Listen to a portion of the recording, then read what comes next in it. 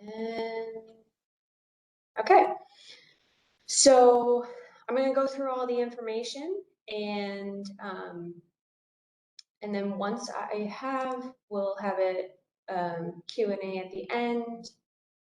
Sorry, I'm just playing around my thing here, make sure it's all good. So we'll do Q&A at the end. If you have a burning question that you absolutely must ask in the moment, that is fine. However, if you are able to hold it till the end, there's every possibility that I might answer something along the way. And then any additional questions we can hold for the end. So let's get started. Okay, so the co-term program is 2 semesters beyond your bachelor's for a total of 10 semesters. So you will need to be finishing your bachelor's work within 8 semesters. If you're doing any kind of co-op, whether that be during undergrad or grad level, those do not count towards your 10 semesters. So if you ended up worrying, oh my gosh, I'm going to have a co-op and it's going to bring me a semester beyond what I'm allowed, that is totally okay. Those don't count towards your 10 semesters. Co-term students are not eligible for a teaching assistantship. And really, I should have in here too, research assistantship. So basically any of the assistantships you're not able to do as a co-term student.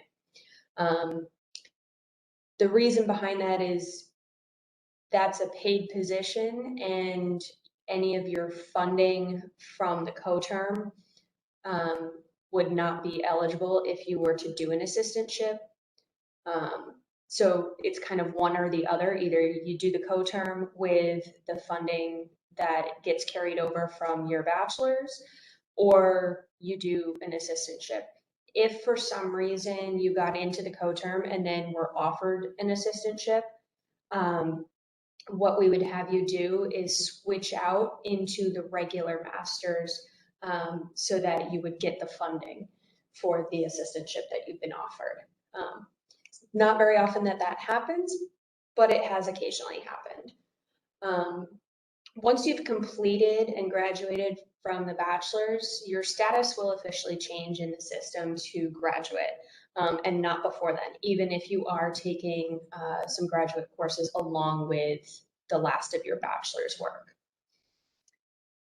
Federal aid is typically continued, but I always tell everyone, make sure you go to financial aid and discuss what's going on, because most of the stuff will be transferred over and continued into the graduate level, but that doesn't mean that absolutely everything will. So I always tell everyone, just to be absolutely positive, make sure you check with them because they're the experts in that area. In order to apply, you need at least 90 credits.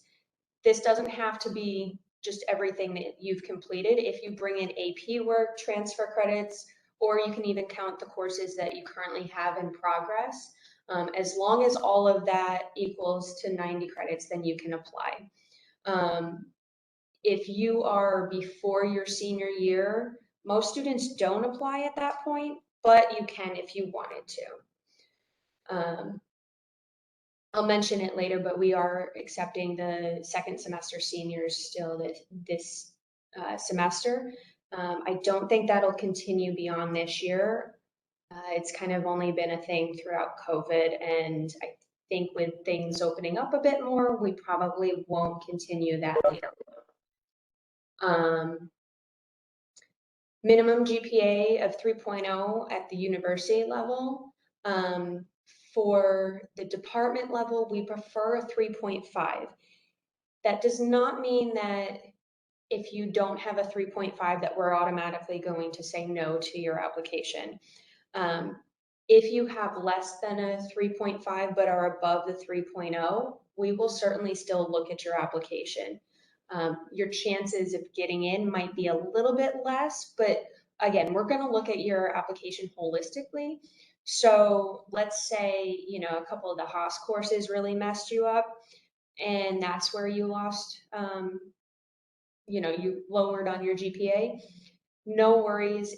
As long as we're seeing that you're doing fairly well in the courses that are ECSE specific, usually we're going to have a better chance of being able to say yes to your application, even if it's under that 3.5. And we need you to, even once you've applied and potentially gotten in, we still need you to maintain that GPA through the completion of your bachelor's.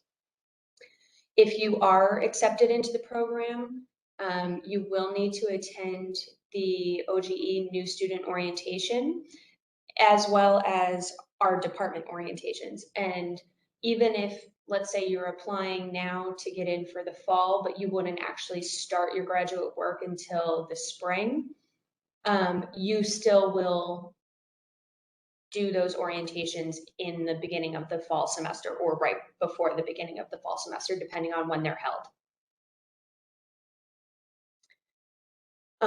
Applications are now done on Slate, which is an online process. So it's almost like going in and applying just like a regular master's student.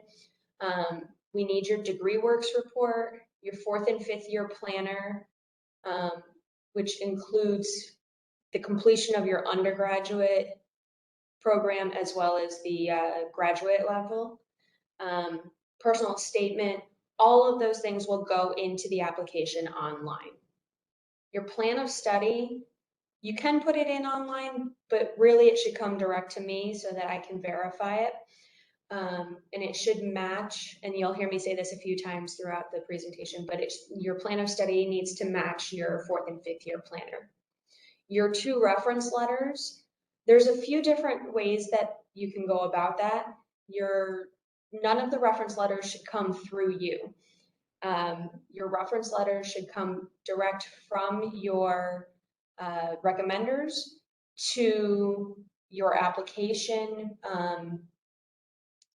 Usually there's a way on there for you to say, hey, I want you to be one of my recommenders, and it should send out like a email to them saying that you've selected them, and they should be able to send it directly back on that.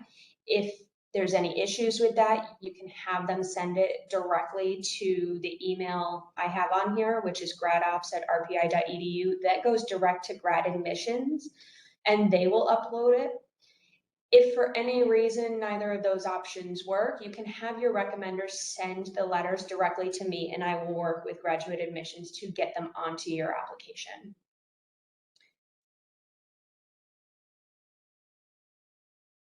Oh, and I don't know if I mentioned, because of this program, you don't have to do the GRE. Anything on your degree works report that you would plan to use for your graduate work, there must be something else on the degree works report to cover that area. So you can't just take it away to use it towards the grad work and not have something that's going to finish off what you need as far as your requirements at the undergrad level. But if there is anything that you plan to use for the graduate work, it needs to be on your graduate plan of study. If you're having any issues at all with pulling your degree works report or any issues with it being accurate, please make sure to reach out to Rama, and she should be able to help you out in order to get it submitted for your application. And again, as I mentioned, I'll be saying this a few times, program planner and plan of study have to match.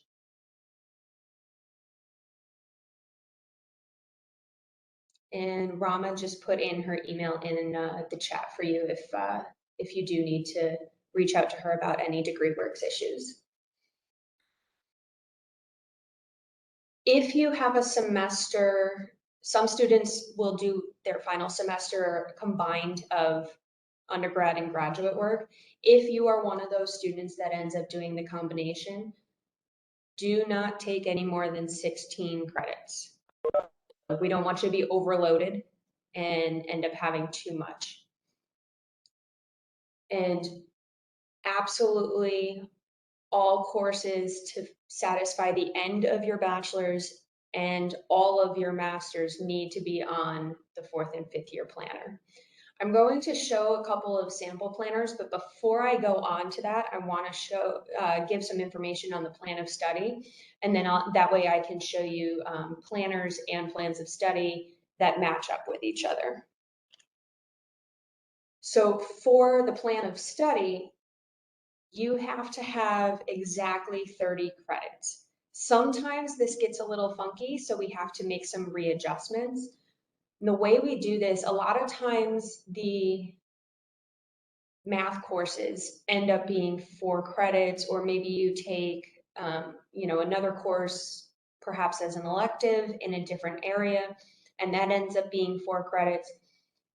And a lot of times that'll take you over to 31, 32 credits, something like that. In order to fix that, even though it will still be 4 credits when you take it, it'll show as 4 credits on your transcript. On the plan of study, it would need to be readjusted to 3 credits in order to allow for the total number of credits to be 30. And I'll point that out with some of these sample planners and everything as well. So while I'm thinking of it, I'm going to temporarily stop sharing so that I can then reshare with another spot.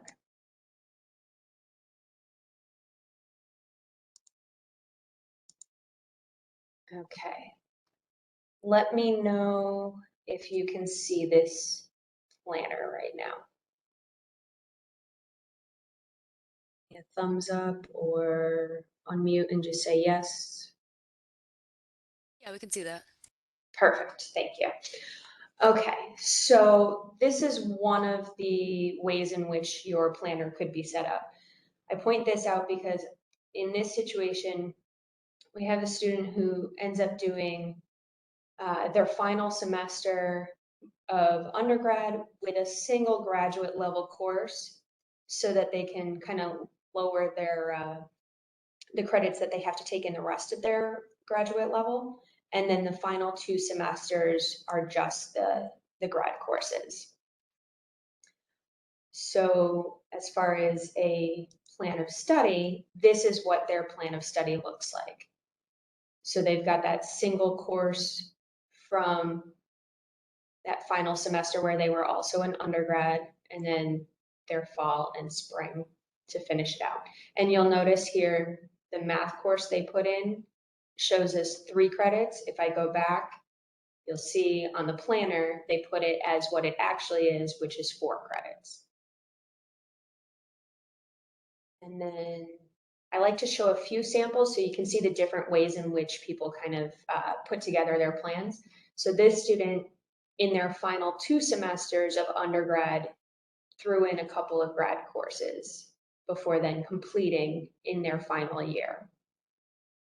And they actually went over a little bit on the grad courses, which is totally fine as well. And then how that translates to their plan of study, this is what it looked like. So you can also set it up in different ways if you'd like. You can do it all clumped together like the first one did. You can separate it by semester like this student did, as long as all the courses are in, the amount of credits, the semester in which they're taken in this column here, and the year. Whether or not you split them or not is totally up to you. And then just as a final example, this student here finished out the entire undergraduate program and then went into just graduate work in the final year without doing any combo semesters. And again, this is what the plan of study looked like. A little bit of a combo of the other 2 in a way. They kind of put it all together, but put a little split here between the fall and spring. Again, however it works best for you is totally fine. I do want to show you, and I'm again going to change my screen here. I want to show you our website. I think this is going to bring me to my email first. And let me just switch it over. There we go. So if you go to our coterm information on the website, it'll give you, the details here of what I've been explaining as far as what you need to submit. And then down here, we've got some information on like the plan of study and whatnot. So if I click into this here, it'll take me over to the OGE page, which gives you the forms, and the top one is the graduate plan of study. And so this is what the true plan of study looks like. I took all the information off of the top and bottom of the previous ones because they were from actual students who were previously admitted into the program. So I didn't want to have their, all their contact information. But this is what it will look like. So the portion I showed you is basically this table here. But this top section you'll have to fill out. As far as the bottom section here, we'll need your signature. If you are doing the thesis route, you will need the advisor's signature for, whatever advisor is going to supervise you in your research. If you are going the non-thesis route, you can leave that blank, and no worries about the graduate program director. Once you've sent this information in, I get these signatures for you unless you're doing a thesis route and have a specific advisor. Another way to look at this, I'm going to go back to the original page. So we also on our page, if you look on the side here, have a section forms and information. If I go in there, again, I have the OGE page that'll take you back to where I just showed you. But we also have our own templates that we've done.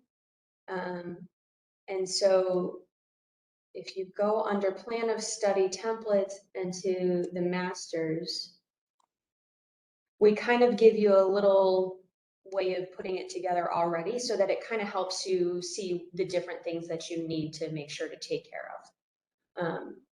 So just a heads up on that in case you want to use that template to make it hopefully a little bit easier. I believe that should be it on the website. So let me go back to my slides.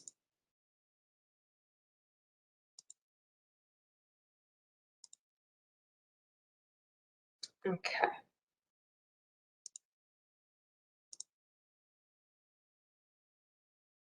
So for students who are first semester seniors currently, you would need to send in your application at the latest by April 15th.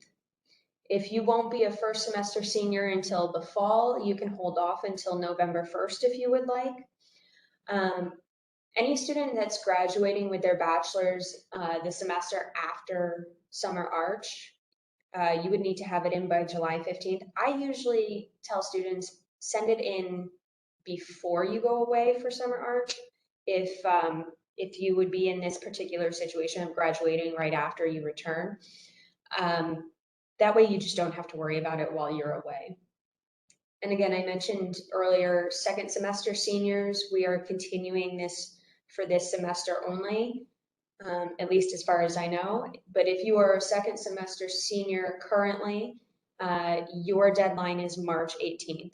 So you might see things on the website, or especially if it's under the OGE website, that's their deadlines. Pay attention instead to these deadlines so that we have the time in the department to review your paperwork and make a decision before OGE needs the paperwork in for them to finish everything. So as far as the process goes, highly recommend meeting with your undergrad advisor and financial aid to make sure that this is definitely the right way to go for you and that everything is going to work out in terms of you being done in 8 semesters with your bachelor's and what will and won't transfer over in terms of federal aid. Make sure you complete all the paperwork, including the planner and the plan of study, matching them together. Submitting all of your materials online that need to go there, submitting your plan of study to me, and having your recommenders send the letters in direct to admissions, either through your application or the grad ops email, or to me if there are any issues. And then once all of that's in, the department reviews makes their determination. If you're approved by the department, we send your application into OGE, and then your official acceptance letter would come from graduate admissions. So once everything is gone through the process, don't expect to hear direct from me or direct from OGE or direct from the graduate director in our department. It would come directly from graduate admissions for the official letter. I'm trying to think if there's anything else that I may have missed commenting about. I don't believe so. So at this time, I'm going to turn my screen back on so you can see my face. And you can feel free to either ask your questions directly or you can ask them in the chat and I will answer them that way.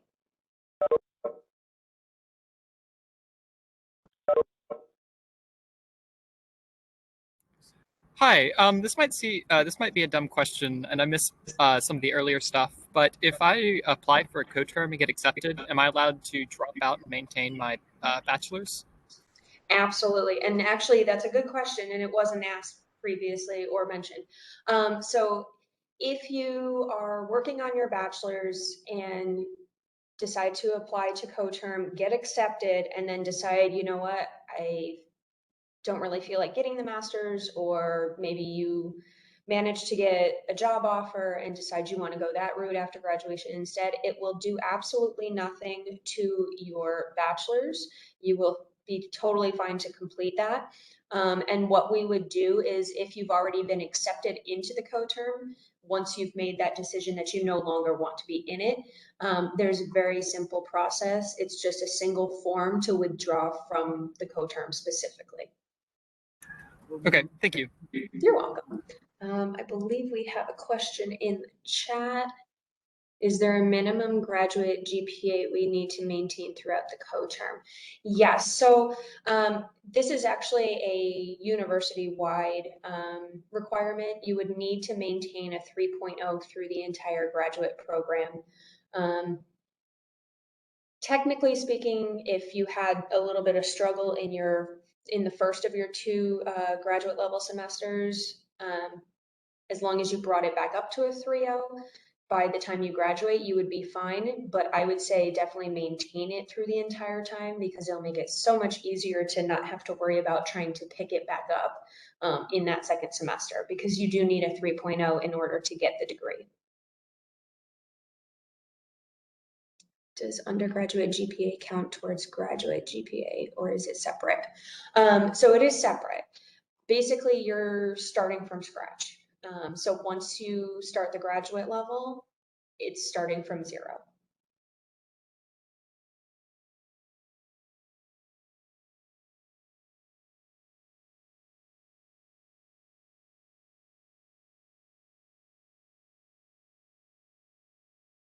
Now I'm an EE major. Can I apply to another major? Yes. So you don't have to do exactly the same degree for the master's level as you're doing for the undergrad.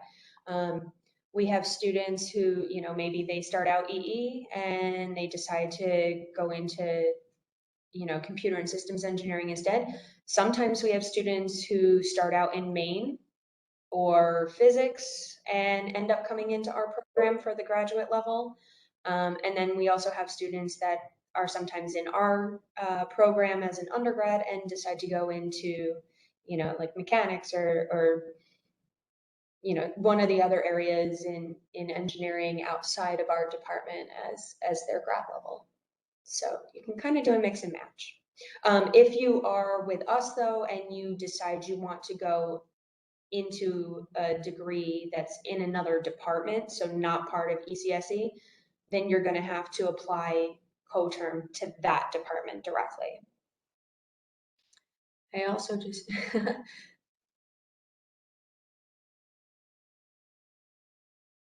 okay, yeah, Patrick, go ahead and ask me the questions here. Is there anything else that needs to happen on my end besides an updated plan of study? Now, Patrick, remind me, you're already accepted co-term?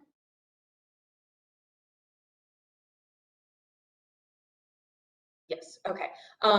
So yeah, an updated plan of study is totally fine.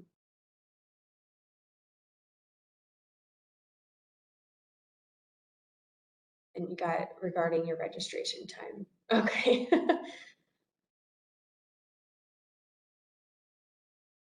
So yeah, Patrick, as far as the updated plan of study, that should be it. And then you'll be good. Let's see, if I am a senior by credit, junior by year, but plan to graduate with only 1 or 2 undergrad courses left in May 2023. Do I have to apply by the 15th? So if it's not until May 2023, you don't have to apply by April 15th. I would recommend that you are more than welcome to hold off until the November deadline.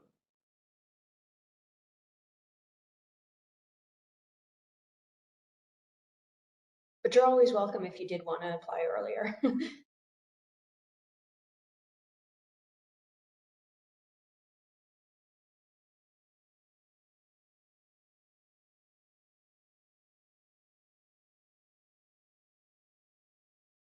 Any other questions?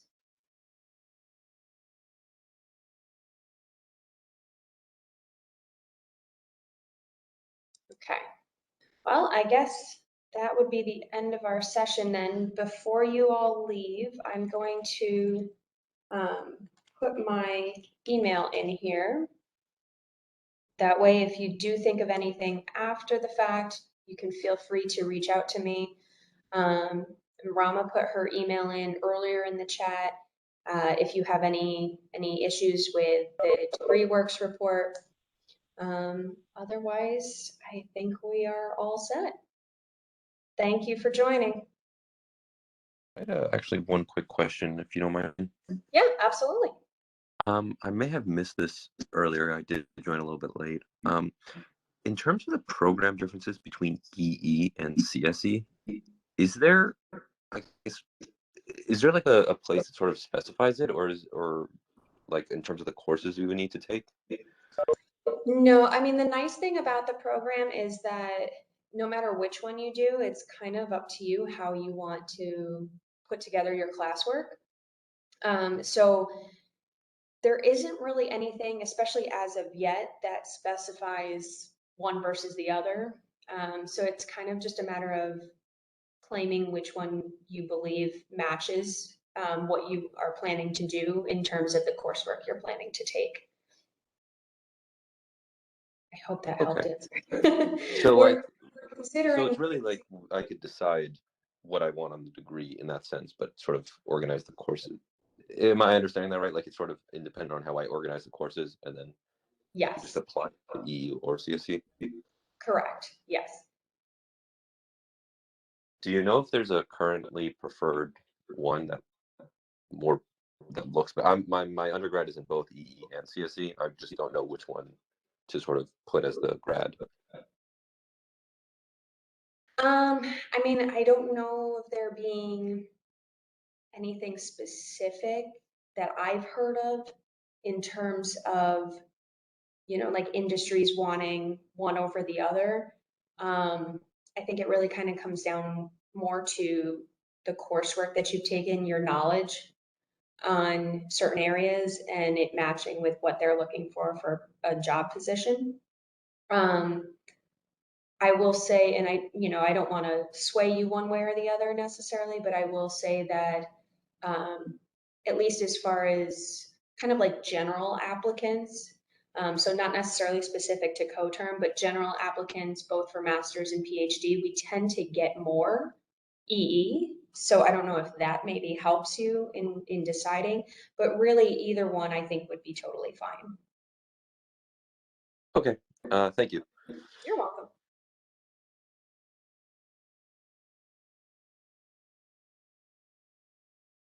All